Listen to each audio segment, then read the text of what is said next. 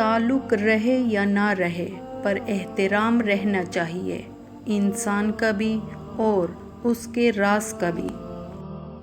جو انسان اپنی قسمت پر خوش ہے در حقیقت وہی خوش قسمت ہے۔ اگر تمہیں اپنے ارد گرد اندھیرا دکھائی دے رہا ہے تو ایک بار دوبارہ دیکھو، ہو سکتا ہے تم خود ہی روشنی ہو۔ دنیا میں اگر کسی چیز کو پہلی فہرست میں رکھنا ضروری ہے تو وہ آپ کا ذہنی سکون ہے، باقی سب چیزیں عارضی ہیں۔ رزق اور عزت کسی کے ہاتھ میں نہیں، اللہ تعالیٰ جسے چاہے بے حساب دیتا ہے۔ انسان کے پاس اگر 3 چیزیں ہوں، رزق، عزت اور صحت، پھر بھی وہ غم زدہ ہو اور ہمدردی طلب کرتا نظر آ رہا ہو تو وہ ناشکرا ہے۔ جو آپ کے پاس ہے وہ ان سب چیزوں سے بہتر ہے جو آپ کے پاس نہیں ہے۔ وقت ہمارے درد کو تو دور نہیں کر سکتا پر درد کے ساتھ جینا ضرور سکھا دیتا ہے۔ نفرت یا برائی کرنے میں کبھی جلدی نہ کرنا، کیا پتہ جو اچھا ہے کل وہ برا لگنے لگ جائے اور جو برا ہے وہ اچھا لگنے لگ جائے، کیونکہ وقت بدلتا ہے اور وقت سے پہلے انسان بدل جاتا ہے۔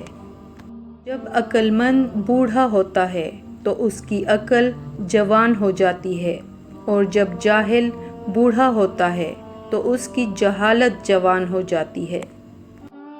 مرد کی سب سے بڑی بدصورتی اس کی خالی جیب ہے۔